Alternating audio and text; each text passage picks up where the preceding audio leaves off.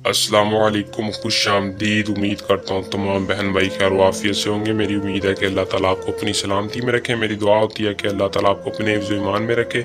सैयद सुल्तान शाह जो अमल आपकी खिदमत में लेके हाजिर मोहब्बत का ऐसा वजीफ़ा है कि दुनिया में अगर आप इस अमल को करेंगे तो 100% गारंटी मेरी आप दोस्तों के साथ है।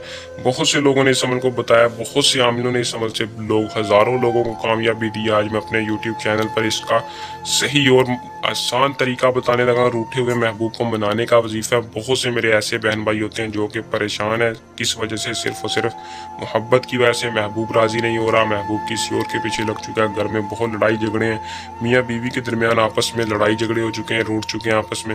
अगर आप चाहते हैं कि सिर्फ और सिर्फ चंद वजीफ़े के साथ चंद दिनों में महबूब आपके खुद घर आ जाए, अगर आपकी बीवी है, शोहर है, आपसे राज़ी हो जाए, दोबारा आपसे मोहब्बत करे, तो मेरी आज की इस वीडियो को मुकम्मल देख के अमल को कर लें। इंशाल्लाह 100% कामयाबी आप दोस्तों से गारंटी है। सिर्फ 7 बार पढ़ना है। कैसे पढ़ना है मैं तफसील के साथ आज की इस वीडियो में बताऊंगा। तो बिना टाइम को ज़ाया किए अमल की तरफ चलते हैं। अमल की तरफ जाने से पहले आप दोस्तों से दरख्वास्त है कि चैनल को सब्सक्राइब कर दें, बेल आइकन को दबा लें ताकि हर आने वाली वीडियो का नोटिफिकेशन आप तक पहुँचता रहे। दोस्तों अमल की तरफ चलते हैं। अमल को मुसलमान कर सकता है, मर्द औरत दोनों कर सकते हैं। कोई लड़की किसी लड़के के लिए, कोई लड़का किसी लड़की के लिए। वजीफ़े के कुछ शराइत होते हैं। बहुत से मेरे ऐसे बहन भाई हैं जो कि वजीफ़े को करते हैं, कामयाबी नहीं होती। उनसे दरख्वास्त है कि शराइत गौर से सुन लें। वजीफ़े के शराइत ये हैं कि मकसद आपका जायज़ होना चाहिए और सच्चे यकीन के साथ वजीफ़े करना है। हर वजीफ़े को किसी भी नमाज के बाद किया करें ताकि आपको 100% कामयाबी हो सके। दोस्तों अमल की इजाज़त लेकर किया करें ताकि हमारी पोशीदा ताकत आपके साथ हो, हमारी दुआएं आपके साथ हो, आपको अमल में 100% कामयाबी बआसानी हो। इजाज़त लेने के लिए आपने हमारे चैनल को सब्सक्राइब कर देना और नीचे दिए कमेंट बॉक्स में अपना नाम बता देना है।